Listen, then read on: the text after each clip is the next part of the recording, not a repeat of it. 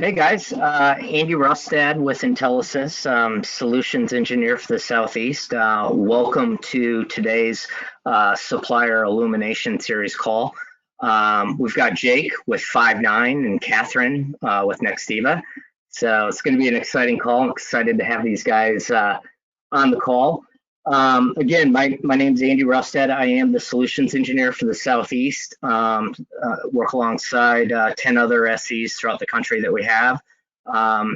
Please keep us in mind, not just after this call, but for any opportunities that you guys may be working on. Feel free to reach out to us for technical support, sales support, or any additional training you guys may need.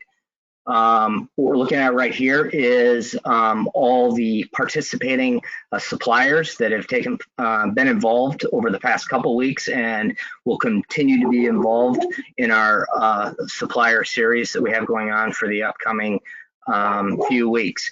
Thank you very much to all the suppliers. As you can see, we've got a lot of great ones here. Here we go, just a quick look at the what we've got coming up this week. If you guys aren't currently registered for any of the other ones that we have throughout the rest of the week, make sure you get registered now. These are definitely filling up. So excited that I get to be the first one to announce a winner for last week's raffle. So this was an Amazon gift card, $50 gift card, and this was basically a drawing of all attendees that attended at least 3 or more of the Illumination series calls last week. So we are going to continue to run this raffle throughout the rest of the series. So again, make sure you get registered for these and attend, and so your name will be thrown into the hat as well. Let's take a look here. So, all right, we got Krista Kaminsky with Dynamic Telecommunications is the winner of last week's $50 Amazon gift card. Krista, you'll be receiving an email shortly from Intelisys with the information related to that gift card. So here's the outlay. We're going to have Five9, Jake from Five9 going first. Each supplier will have a total of 15 minutes, and then we'll have a Q&A at the end. To all the participants, there's a chat session down there where you can ask questions. And we also have some documentation, some handouts that feel free to download that are attached off to the right-hand side as well. Jake, Five9, why don't you give us a quick introduction to yourself and Five9? Excited to have you here. Yeah, sounds good. Thank you for letting us be here. Hopefully everybody's doing well out there in the new work from home world environment. It's exciting to be here, and I heard somebody on your introduction had a dog barking in the background, and then of course I've got a neighbor who's getting their lawn mowed over here, but apologize if there's any background noise, but hey, that's the way it is now, right? We need to be safe and do the social distancing thing, so it is what it is, but we're really excited to have this conversation with all of you. So as mentioned, I'm Jake from Five9. Jake Butterbaugh is my official name. I am the global channel sales vice president here, and my job is ultimately to work with all of our partners to grow our business overall. So the opportunity to do this webinar here and this conversation was really important to us because Intelisys, along with ScanSource and along with Campango, is one of our biggest, most strategic partners. So the reach that Intelisys helps us give and the relationship that we've built over the years has led us to a point where we consider a conversation like this very important. And I hope that everybody here gets a chance to know Five9 a little bit better, and what we do and how we do it. So for those of you who don't know, Five9 is a cloud contact center focused company. We've been doing this for 19 years. It is our sole focus. It is what we do. We've literally got thousands of customers, thousands of agents enabled around the globe.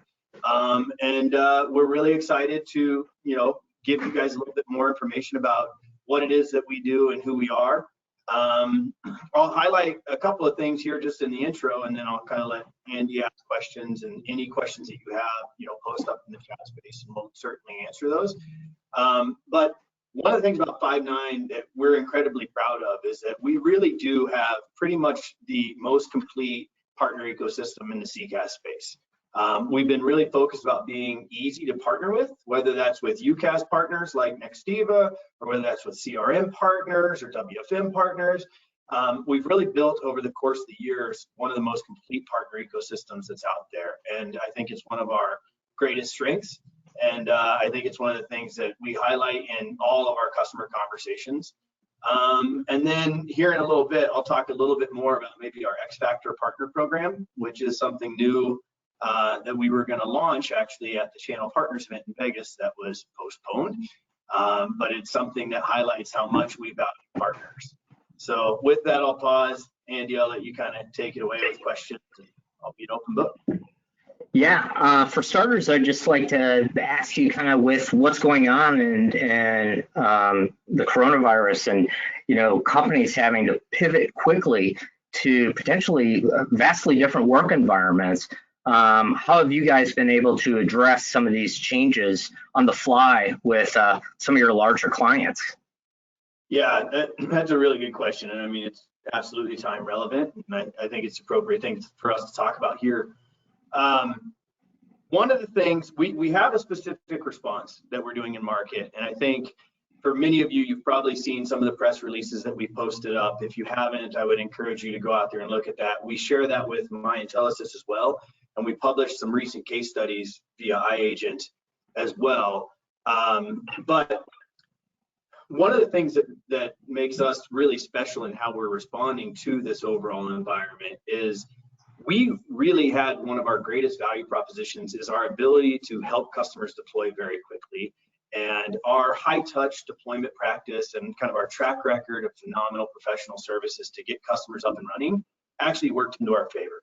So when all of this happened, all of the world started changing, and everybody said, oh my gosh, I need to do something. I need to enable, all of my agents to work from home. I need to change. We were actually really ready. We've been training for this our whole lives, right? So for 19 years, we've been a cloud contact center company. We've been highlighted as having a differentiated service based on the fact that we were able to stand up our customer environments very quickly.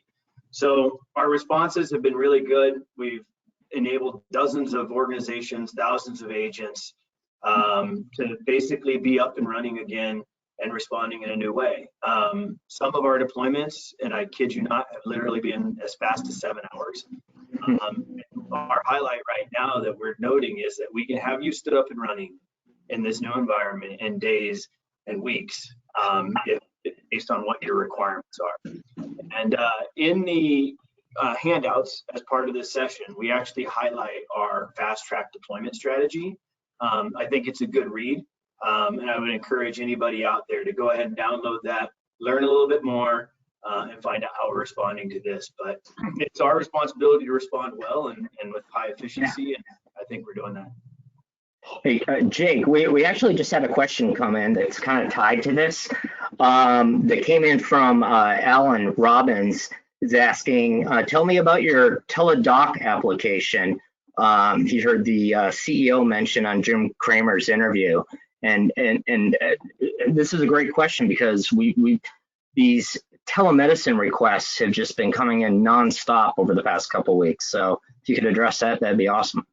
Yeah, I wish I could give you all the details of it, but I could definitely follow up with you on the specifics of the Teladoc application itself. But that does tie back into a couple of the key messages I've given here. That solution itself highlights how we partner and how we bring in outside elements to ultimately integrate with our platform and then deliver a value proposition that's specific to a customer's needs. A lot of our responses here in terms of the fast track deployments and what we're doing with the COVID responses, a lot of the demand that we've had has come from healthcare related, COVID related, response related kind of things that were tied back to needing to provide a high quality cloud service that meets those requirements. So Alan, I'll take a follow up and reach out to you and get you the specifics of how we deploy Teladoc. But absolutely kind of highlights the ability of our solution to integrate, deliver, basically industry-specific value propositions, not just generic value proposition. Cool.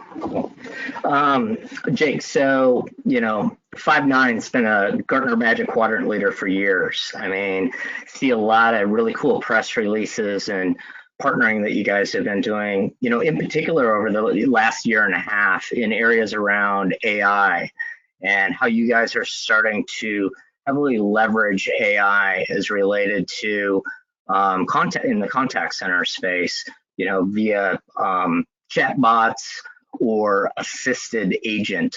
Could you jump into that? Tell us a little bit about that technology and what you're actually seeing from a sales perspective and adoption from a technology perspective. Yeah, you bet. So 5 straight years, Five9, 5 straight years in the Magic Quadrant. That's a pretty good track record. But yeah, the question regarding AI, you kind of said something that's really important: agent assistant, right? So I really like our AI strategy because the real emphasis of what we're doing is agent assist, right? So some AI strategies seem like they're maybe more hypothetical or maybe designed to take out an agent. I really think our strategy is really built more around how do we make the agent give a more human experience. I think that's really important to look at and say, okay, how is this technology ultimately going to help me make my agent more empathetic or better when they're actually talking to a customer and interacting with the customer, and maybe a digital engagement strategy as well. So our AI strategy is definitely coming together in a great way. Jonathan Rosenberg helps lead that for us. It's a specific part of our product focus. And I think it's an extension of ultimately the Five9 value proposition that helps with that human experience that we just talked about. The other thing I would probably highlight as well when it comes to our AI strategy is we also acquired a company called Windoo, and I think it's sort of directly aligned.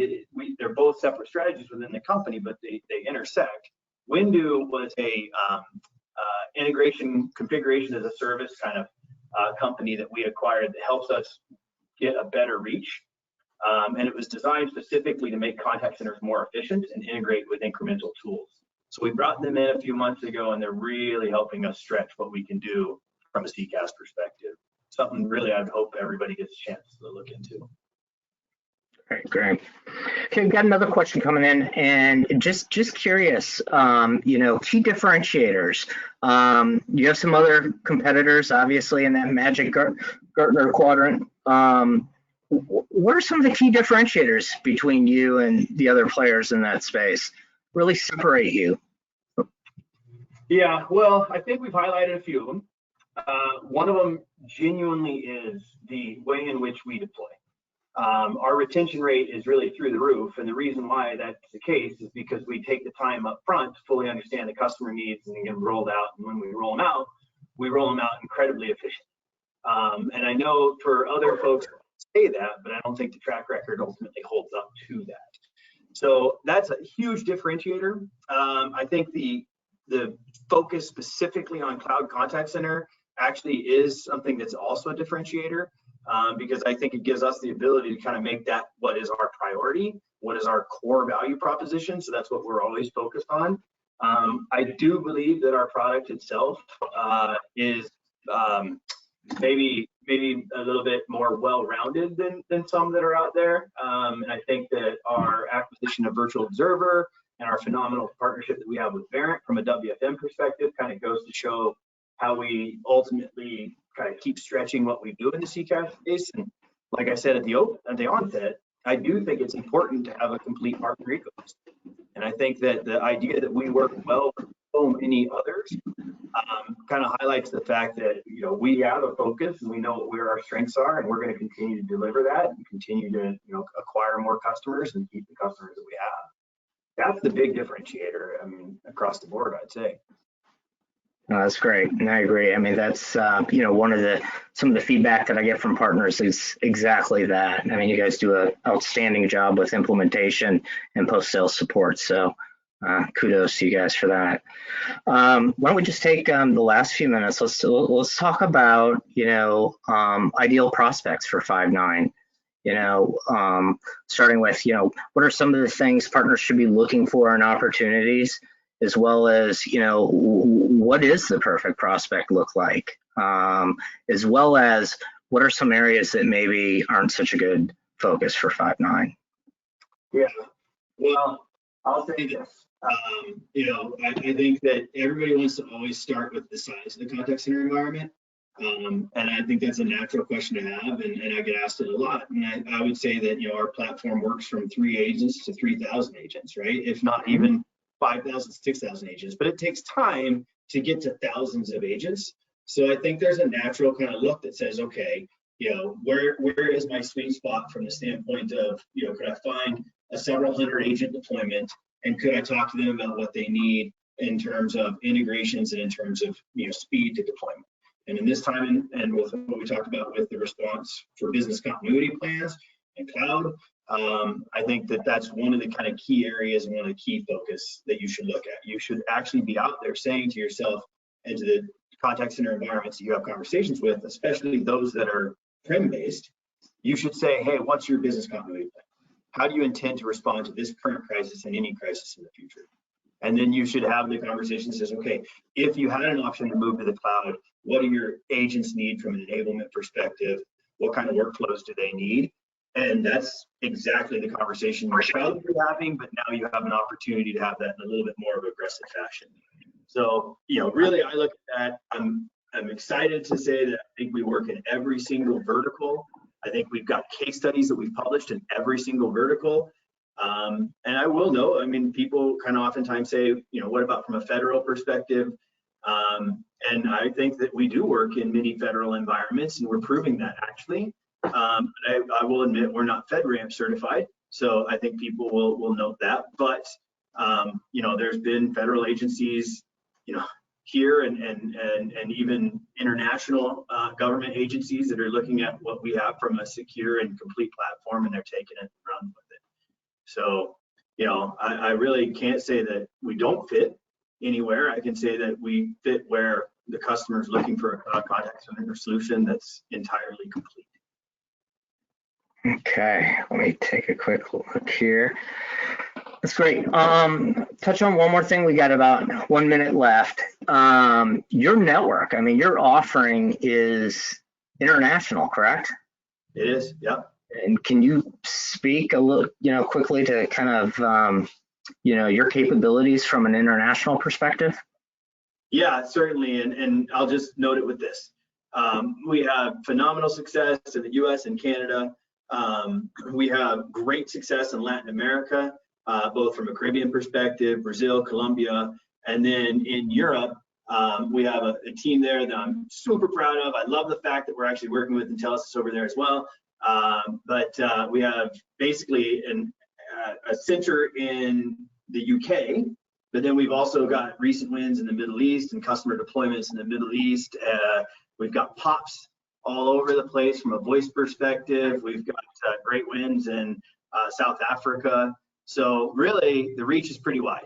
And we can walk through the overall network itself from where the voice POPs are and where the data centers are for anybody who's interested, because I think that's important to know as well. Great, Jake. Thanks a lot. Appreciate it. Guys, we are at that 15-minute mark. We're going to move over to Catherine with Nextiva. Hey, Catherine, how you doing? Good. How are you, Jake? Jake and Andrew? Yeah, we are doing well as we can be for, doing the right thing and staying home. So, Catherine, why don't you tell us a little bit about yourself and all the great things going on with Nextiva?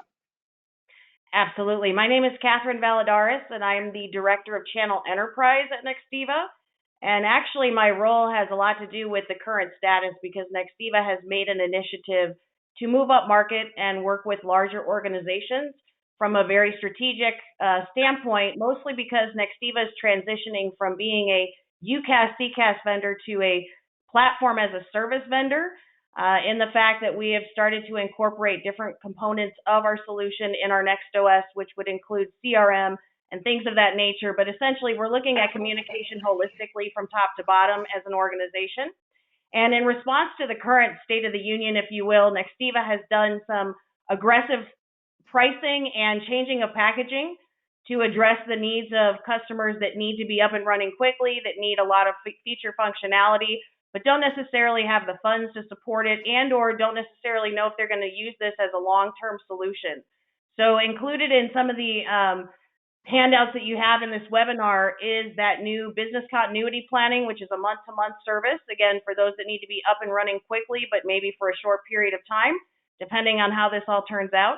And then, of course, we've packaged differently so that we can include more feature functionality into our package offerings during this time so that individuals can take advantage of all of the different Nextiva office suites that we have.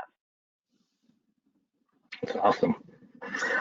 You mentioned platform as a service. That's the first time I've heard somebody refer to Nextiva as a platform as a service company. Can you dive a little deeper into that for some of the partners that might not understand what platform as a service is? You did mention CRM, but what else are you guys doing? Some other key areas? I know you guys got some pretty cool things that you do on your platform.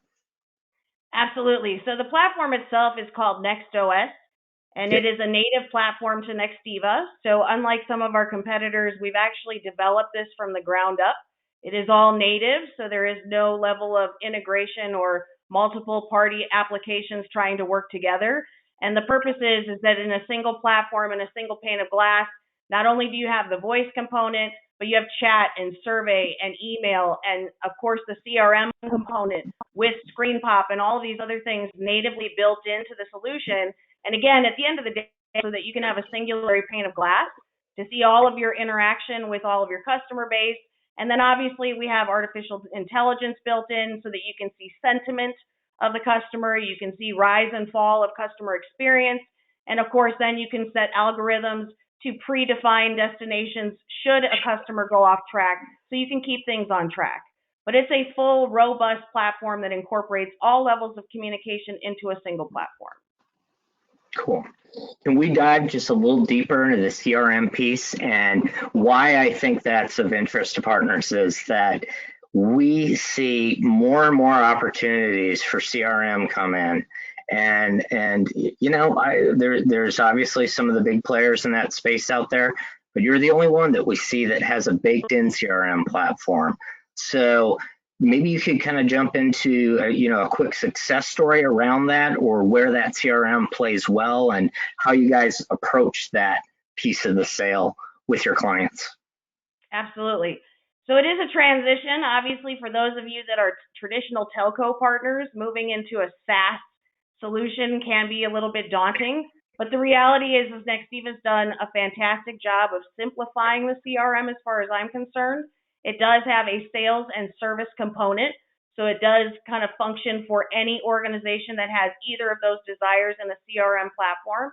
But it's also been intuitively designed by our dev team to be very comfortable feeling in the fact that there's an inbox where all of your information comes to, and then obviously you can make moves from there. But the reality is most of the SaaS companies and CRM companies that are out there today have exploited their customer base in the fact that it's very expensive. Typically, it gets very, very in-depth in terms of integrations and custom work. And some of our CRM vendors out there have now added different pieces that require other licensing to get more feature functionality. And the reality is Nextiva is including this in our voice package. So the price is very low, and it has the same feature functionality. The difference is it's already integrated with the voice and with the other communication factors versus going to a solution with another to make that happen. Then, of course, it keeps it seamless because it's all in a singular platform. So all reporting crosses all of the different avenues, if you will, and it keeps you, again, with the ultimate desire, which is customers want to work from a single pane of glass where they can address any customer need that they have versus going from one application to another. And again, this is a Nextiva homegrown CRM platform, correct? Correct. Everything that we're using on our platform is native to Nextiva, which is, again, another differentiator. Okay. And is it true you guys have been using this internally yourself for a while, right? A long time. Yeah, we've been on our own platform for about 2 years. We internally have about 1,200 users using the platform on a regular basis. It is what we use for our own internal ticketing system. And we do also use it for surveying and campaigning as well. Okay. Let me jump into this. Towards the beginning of the call, you did mention something about larger enterprise space. Traditionally, I've seen you guys primarily in the mid-market space. So tell us a little bit about that transition. What's driving it, and maybe a recent success that you have in that enterprise space. I think that would be great to hear about. Absolutely. I think the biggest driver to moving into that space is the fact that Nextiva system works. I say this all the time, but the reality is most UCaaS vendors out there today have very similar feature functionality, but if it doesn't work, it doesn't matter. So really our push to go to enterprise came from customers coming to us using various vendors and saying it's not stable, we're dropping connection, we're having call quality issues, we can't connect our MPLS, things of that nature. So Nextiva just kind of overanalyzed the situation and said, let's go to market for this particular space. And so that's what I've been led to do. I've been with Nextiva for a very long time and have held many different titles, but this particular initiative is to partner with our partners on those types of opportunities, mainly because as a Singularity platform, we have the ability to entertain and speak to many different parts of every organization. So it's doing a full discovery to find out exactly what the customer desires are. And in all transparency and reality, healthcare has kind of been our big push. The reality is that HIPAA compliance is very important to healthcare industry, but also uptime is probably even more important. So we've made a good stride with that particular vertical, but we're open to all verticals at this point in the enterprise space. And me and my team are leading this initiative simply because Nextiva has a platform that's solid, that works, and more importantly, that satisfies the compliancy factors that are out there. Great. Say, I want to get to a quick question here that Kevin has. Does Nextiva have any geo limitations, or is it available in all markets?